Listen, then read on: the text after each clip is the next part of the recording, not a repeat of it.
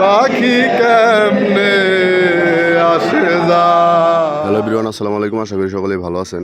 আমাদের ভিভোর নতুন একটা মডেল লঞ্চ করতে যাচ্ছে, ভিভো Y500। এটা ট্রেনিং করার জন্য চলে আসছি টাঙ্গাইল অফিসে, প্যারাডাইস পাড়া। 10টার সময় ট্রেনিং টাইম, সময় মতো চলে আসছি। আমাদের ট্রেনিং রুমে অন্যরকম একটা ভাইব দেওয়ার জন্য সব দেশের পতাকা লাগানো হয়েছে এখানে, এবং যার যে দল পছন্দ সেই দলের জার্সি পরে আসার জন্য বলছে তানভীর ভাই।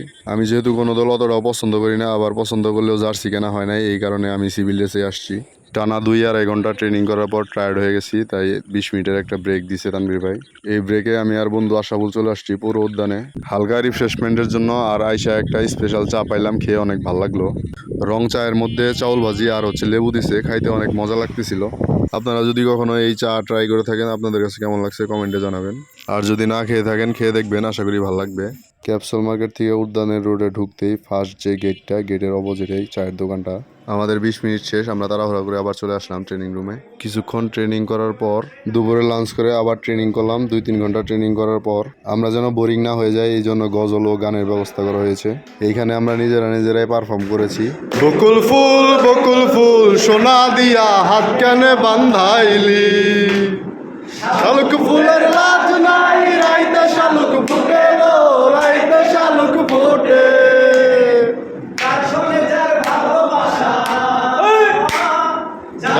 যার ভালোবাসা সেই তো মজা লুটেলো। বকুল ফুল কেমন করে ঘুমাও তুমি নজর করে কাজা, এমনও তো হতে পারে জোরে জানা যা তোমার, এমনও তো হতে পারে জোরে জানা যা। মিষ্টি কন্যা জন্ম নিলে মুসলমানের ঘরে, আচ্ছা পাখি কেমনে আসে যায়।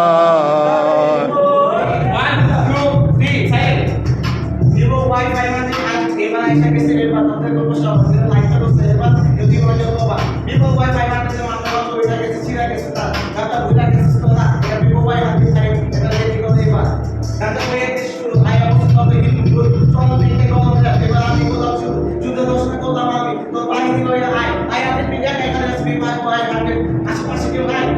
কিছুক্ষণ বিনোদন দেওয়ার পর আবার রিসাইটেশনের জন্য সবাইকে ডাকা হচ্ছে একজন একজন করে। কে কতটুকু বুঝছে এখানে এক্সপ্লেন করতেছে। ট্রেনিং শেষ করতে করতে আমাদের সন্ধ্যা 5:30-6টা বেজে গেছিল। ট্রেনিং শেষে আমাদের জন্য ফুচকা ও বেলপুরির ব্যবস্থা করা হয়েছে।